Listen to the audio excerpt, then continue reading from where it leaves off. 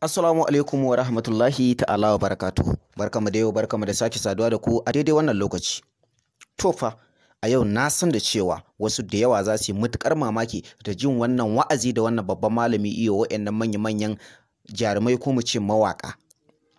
Musamman ma idan kana son ɗaya daga cikinsu, ko kana son malamin, ko kuma kana son Nura M Inuwa, ko kuma kana son Adam A Zango. Tabbas hantar cikinka za ta yi matuƙar kaɗawa. Idan son samu ne, ka samu guri ka zauna, ko mu ce ki samu guri ki zauna, ko mu ce ku samu guri ku zauna, domin jin abin da za mu faɗa muku a yanzu maybe hankalinku ba zai ɗauka ba. Domin abu ne tabbas wannan hankalinku idan ya yi dubu sai ya yi matuƙar tashi, idan kuma ranku ya yi dubu shi ma sai ya ɓaci. Sai dai kafin nan bari mu zagaya ɓangaren tallallukanmu.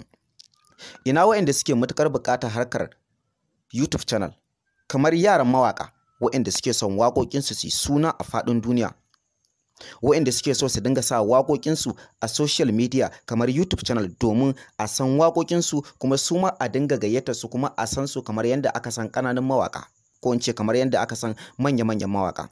Ina kuma waɗanda suke so su dinga harkar comedy domin comedyn su ya dinga yawo a faɗin duniya. Ina kuma waɗanda suke sha'awar harkar labarai domin harkokinsu su dinga yawo a faɗin duniya. Ina kuma waɗanda suke so su dinga yin program domin program ɗinsu ya dinga yawo a faɗin duniya.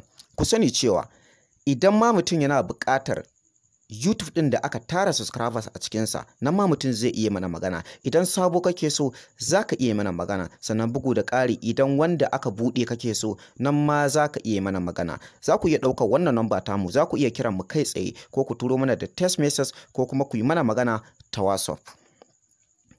To, ga kuma wayanda suke so za su bada harkar talalluka, ma'ana kamar wayanda suke so a san inda suke aikin hannu ko kuma kasuwancinsu domin a san ƙudurinsu kuma a san abin da suke sayarwa, ku sani cewa nan ma za ku iya mana magana domin tallata hajojinku.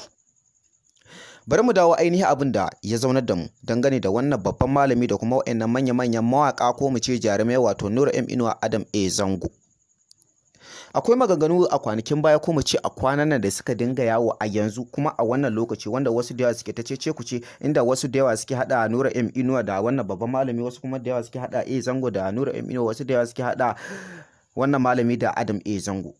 Inda an samu rudani kuma an samu cece ku ce kuma an samu wasu hargitsa inda wasu da suke ta cewa wannan babban malami ya fito social media ko ya yi huɗuba a masallaci ko ya je wata majalisa ko ya hau kan mambari ko dai ya yi wasu abubuwa dangane da Nura M Inuwa da kuma Adam A Zango, inda yake faɗakar